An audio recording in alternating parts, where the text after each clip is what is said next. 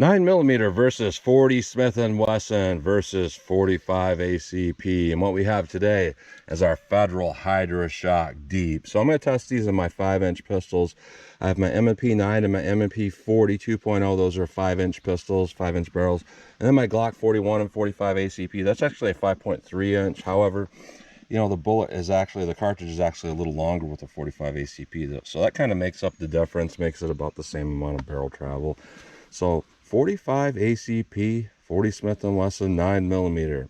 Now our Federal Hydrashok Deep, our 9mm is a 135 grain. Our 40 Smith & Wesson is a 165 grain. And our 45 ACP is a 210 grain. I think a lot of people don't actually know about this ammunition, and they think Hydrashok, you know, Hydrashok has a reputation for sometimes not penetrating enough, sometimes jacket separation. But our Hydrashok Deep is actually a little bit closer to our Federal HST as far as the way it's designed. We have mechanical bonds with the core of the bullet to the jacket. We have sealed primers. And what makes this a little different than regular Hydrashok is there's a post in the middle there, and regular Hydrashok has that too. But this post is a little bit bigger and more robust. And really what this ammunition is designed to do is to expand a little bit, but still always get adequate penetration. So Federal is in the business of getting law enforcement contracts, and this is a law enforcement ammo just as much as HST or Gold Dot. So I'm curious, especially about this 45 ACP, because I know for a fact I've never tested that before. I think I may have ran these before in different tests I've done, but not the 45 ACP. And I believe these are the only variable or variances that they come in. I don't think there's a plus P9mm. If I may be mistaken, but I don't think there is. And, you know, these are the only bullet weights as far as I can recall in those. So we're going to see what we get in our 5-inch pistol. So I'm going to go through the chronograph, see what kind of velocity and accuracy I get at the same time. Then I'm going to do my 10% clear ballistic test. I'm going to go into plain clear ballistics to see what the best potential is of those cartridges are. After that, I'm going to do more of our real world simulation where I have 4 layers of denim in this first 3-inch piece that represents our pectoral muscle. After that, I'll have a 1/4-inch medium density fiber board to represent hitting ribs or sternum, and to more clear ballistics. That'll be more of our real world simulation. And then after that, I am going to shoot at my steel target to see what kind of practical accuracy I can get with these. So let's get started with this test. So our 9mm is rated at 1,060 feet per second, our 40 Smith & Wesson 1,050 feet per second, and our 45 ACP at 980 feet per second. So I'm about 5 yards from the target in chronograph. First up, we have our 9mm rated at 1,060. I believe Federal uses a 4-inch barrel for all their chronograph readings, but I'm not sure are the rated velocities. So let's see how close I get to 1,060 with my 9mm 5-inch barrel here.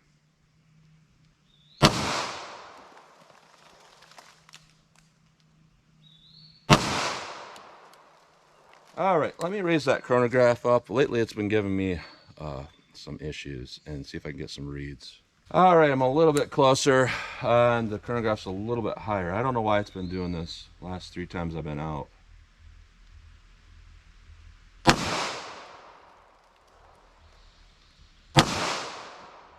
$1,041, $1,027, $1,027, $1,040, $1,034. So I actually keep my tripod in the same position. I've kept it there for like 6 months. I leave it out here. So when that chronograph goes where it goes, it's been in the same position, but all of a sudden it wants to not read unless the bullets are a lot closer to the sensors for some reason. Let's see what we get with our 40 Smith & Wesson. We're rated at 1,050 feet per second. Let's see what we get here. Not sure if that was a read. 1,051, 1,067, 1,048, 1,034. So we're really close to rate of velocity. Both these are a little bit below. 45 ACP, we're rated at 980 feet per second. Let's see what I get out of my Glock 41 here. 959, 935, 916, no read, I'll read again. I'll take those 3 readings. Yeah, again, a little bit below rated velocity, quite a bit actually. And through a 5.3-inch barrel, we should have got that rated. So, come on, Federal. Why are you putting those numbers out there like that? So, let's hit our ballistics gel block and see what we get with all these. All right, plain clear ballistics, our best potential. This gives us the best potential to expand because there's no denim there to clog our hollow point. Best potential for penetration and all of that. So 9mm, let's hit it with that.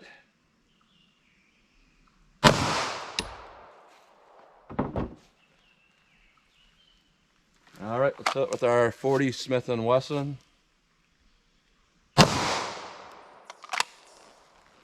All right, 45 ACP. Let's go take a look.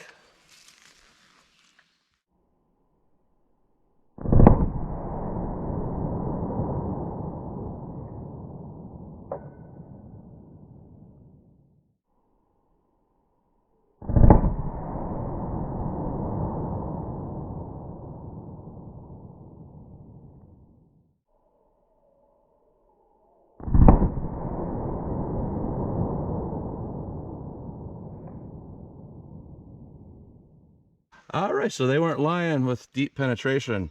However, our 9mm certainly didn't go as deep as what, I would like to see.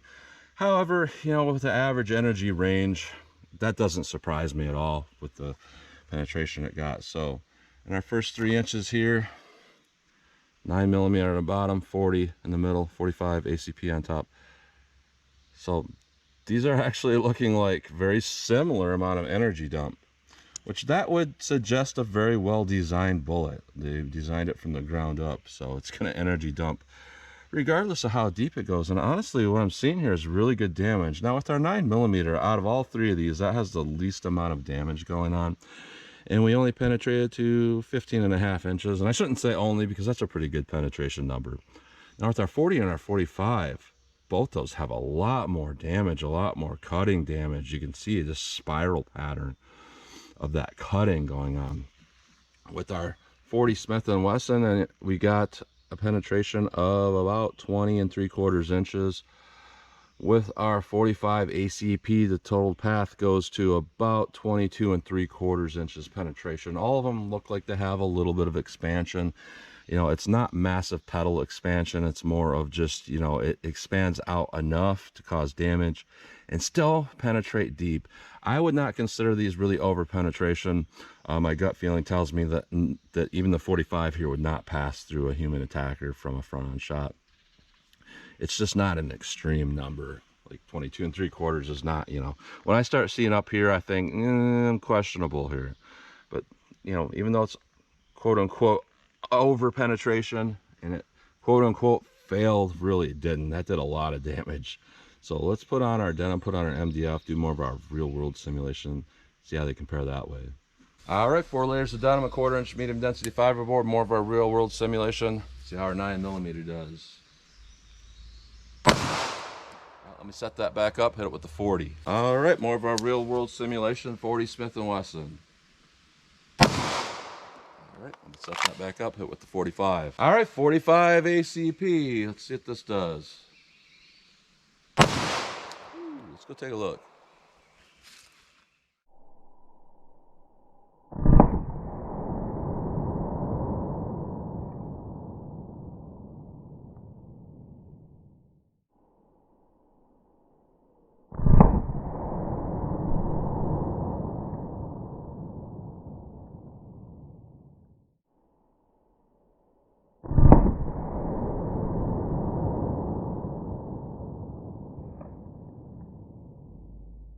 All right, one word: consistency. I'm seeing a good consistency here, which I love to see here. Through our MDF, our 9mm, our 40, our 45. So they're each a little bit bigger than each other because each bullet is a little bit bigger. So that's very consistent to see that. We're not seeing some massive hole with the 9mm and a tiny poke hole with the 45. I've seen stuff like that before. And one thing I've seen with the 45 ACP a lot is pathetic performance with a lot of them. It's like they don't even try to make it perform. But this actually performs well. And all of them are performing consistently. Same thing in the first 3 inches as plain gel. Consistent energy dump, just a little bit less, and the damage is a little bit less from the denim probably clogging that, and the penetration is a little bit less from our bone simulation. So what we got with our 9mm, we actually have about 16 3/4 inches of penetration, which is perfect. That's what I would consider deep, and it looks good. Now with our 40 Smith & Wesson, we got about 16.5 inches, almost the same. Tad more energy dump, but very similar. And our 45 ACP, I'm going to call this the winner here, because what we're looking at is getting deep penetration as much as we can without over penetrating, causing a lot of damage. You know, it's as much, if not more damage than the 40 Smith & Wesson. And we penetrated to about 17.5 inches of penetration. That's not over penetration at all. So what I'm seeing from this is, even though it's questionable with that first gel shot, plain clear ballistic shot with the 45 and the 40 going a little too deep, and it's questionable because the rate of velocities were higher than what I actually got, what we can say is that it looks like it's performing pretty well in our real world simulation. All of them. You know, it's hard to say one would necessarily be better than the other in all of this testing. You know, I would say our 40 is probably the best performer here. It's hard to say though. I'm saying that because it didn't over penetrate too much in our plain gel shot, but when we look at through our denim MDF, our 45 looks a lot better. And honestly, the shootability with this 45 was better than a lot of them. A little bit less muzzle flip and muzzle jump because it's a 210 grain. So the 45 is actually looking really good for me. I'm going to say that's probably overall our best performer. And then going down, I would say the next one is the 40 and then the 9mm. But the 9mm performed really well for being a standard pressure with not much muzzle rise and higher capacity. So all of these won. It's not a competition anyway, but all of them did well. So let's take a close-up look at these, and then I'm going to shoot my steels, see what kind of practical shootability I can get. All right, so here's a close-up look at these bullets, and what we're seeing here, and this is through our plain gel shot here, very consistent performance across the board here, and it's very easy to tell which is which here. Here's our 9mm, our 40, and our 45. So all of them got, you know, consistent expansion on until itself with how big it got compared to the starting diameter. Now going through our medium density fiberboard, this is pretty much the same thing going on. 9mm, 40 Smith & Wesson, 45 ACP. There's almost no difference to those bullets. You can easily tell which is which. All of them expanded consistently. So the reason why the 40 and the 45 went a little deeper is just because, you know, we had a little bit more power behind them and a little bit more bullet mass, which equates to momentum, and momentum will push something a little bit deeper through air or through gel or through flesh or whatever. So very consistent performance across the board. That's some of the best performing ammunition I've honestly seen for consistency, and that's what we want. We want consistency. You know, there's a lot of damage in this gel. Very consistent performance across the board. And it's kind of interesting how you can see kind of a twisting pattern right here in this gel as it turned with the rifling, spinning, and that bullet entered, and it's still ripping through straight while it's doing that twisting effect. So very, very good performance. I'm just astonished by how well this performed. You know, a lot of people will look at just overall diameter and be like, oh, look at how big this is. It's 3/4 of an inch. While they kind of don't look at anything else, don't look at the consistent penetration, don't look at the damage or whatever. And the end flowering size is not the end all be all. The end all be all is having a little bit of everything and being consistent while it's doing it. So in terms of that, this is some of the best ammunition I've tested. So that's a close-up look at those. All right, 12 yards from the target, I'm going to get a sight picture, and I'm going to pop off 3 rounds. See how I feel for controllability and getting that muzzle back down on target. See how these feel. So here's our 9mm. All right, that feels pretty good. Really easy to shoot. 40 Smith & Wesson. See, it's a little bit harder to control, and I am pulling my shots a little bit. You know, that last one going to the right was me bringing that muzzle back down. 45 ACP. Yeah, I had to hesitate just a little bit there. But, you know, not too hard to make those shots. And that 45 actually feels really good for this Glock. Most 45 ACP rounds just feel weird in it, like there's too much recoil, and I can feel, you know, the knurling biting into my skin. But this load is really balanced with that 45. That's standing out as something that I'm seeing versus these others. So let me back it up. I'm going to back it all the way up to 75 yards just for fun. See what kind of practical shootability I get with these. All right, 75 yards from the target. I always have fun with this stuff. By the way, 75-yard markers right there if you can see it. Some a little bit further back. I love doing this with my long slide pistols. I know sometimes people get angry with me when I call these long slide and they come up with some technical mumbo jumbo. It doesn't even exist. How it has to be a 6-inch semi-auto to be a long slide, blah, blah, blah. Anyways, let's see what kind of practical shootability I can get with these. Just see if I can make any hits in steel with these different calibers, cartridges. See what kind of power they have on the steel at that distance. So 9mm.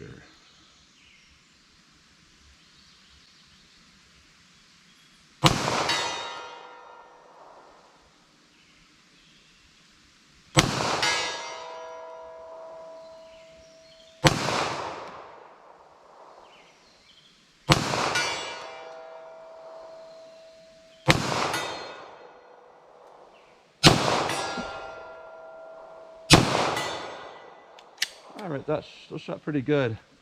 Try to figure out where they're hitting, and I definitely pulled one to the right and high a little bit. Camera parallax will make it look like that's not where it's hitting, but it is, you know, because that hill is 50 foot high, and it condenses everything down above the target. You'll actually look at on a downrange camera sometimes, and it'll look like there's one bullet hitting here and one hitting a foot away, but then in reality they're like 15 foot apart from each other. It's really weird. 40 Smith & Wesson. See if I can make any hits with this. See if it hits the steel any harder. We have more momentum because of more mass. That means they're going to have more energy at distance, even if they had the same energy at the muzzle. So let's see if I can do it with our 40. A little bit high.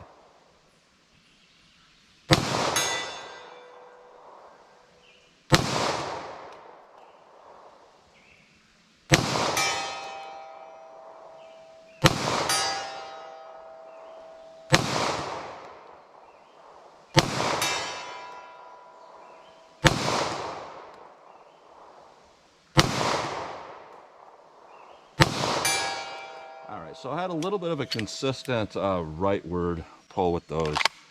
They were kind of hitting to the right, so I had to aim left in order to make some of those hits. 45 ACP, we got the most mass here. It should hit the hardest at distance if I can hit the target. So let's see if I can do it with our 45.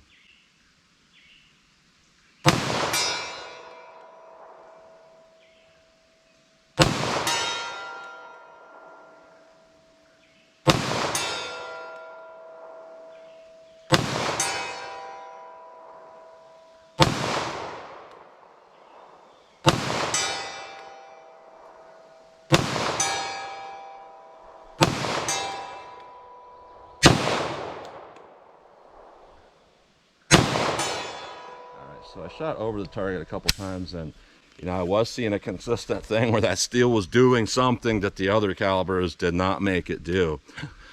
So overall, I would say the accuracy wise, you know, most of that's on me. But at distance, the 9mm, it kind of felt like it struggled to keep consistent accuracy. The 40 Smith & Wesson, I think that's more of just that, you know, really a sharp recoil. It makes it harder for me to control. It was consistently hitting right. Our 45 ACP, it just shot like an arrow straight. It just shot straight. So it shot really, really good for me. So I know that 75 yards doesn't make any difference here with this, but I always have fun doing it. It kind of shows me the outer limits of an ammo, which could come into play in certain situations. Close at the target, yeah, our 9mm, I was able to land them a little bit faster at 12 yards than the 40. and the 45 was a little bit slower because I was hesitating a little bit. I think I could have sped that up, but I was kind of hesitating, thinking it was going to jump a little more than it did. So looking at all of these, what we can say is that Federal Hydrashok Deep is pretty good ammunition, at least through these 5-inch barrels. And I think that really is what it was designed to be. It was a duty load out of about a 5-inch barrel. I honestly think that's why the rate of velocity versus what I got, it was very similar. But I'm willing to bet, though, Federal's website probably still shows 4-inch for its test barrel. But even though we had a little bit less than rate of velocity, the shootability was pretty decent with all of these, especially a 9mm and a 45. I was really surprised at, obviously our 9mm is always going to shoot easy because it's 9mm. Our 40, a little bit snappy. Our 45, though, usually that's more snappy. And this one was, it shot a lot nicer even than the 40 Smith & Wesson. So consistency is what I'm seeing with these. And even though we got a little bit over penetration with our 40 and our 45 and playing gel, we didn't get any of that through our real world simulation. Our 9mm did perfectly in our terminal ballistics across the board. So I would say all of these are pretty good here. If I had to pick one of these, if I had to defend myself, I would feel a little undergunned with the 9mm. Just feels like it doesn't hit stuff that hard. The 40, I've always felt good with the 40, but in this particular situation, I think the 45 ACP is the way to go with the Hydrashok Deep. It just seemed like it did a lot. It did a lot of everything good, knocking that steel around, penetrating really well, causing a lot of damage. So that's what you get today with these, our Hydrashok Deep, a deep look into this ammunition. So as always, comment, share, and like, and thanks for watching.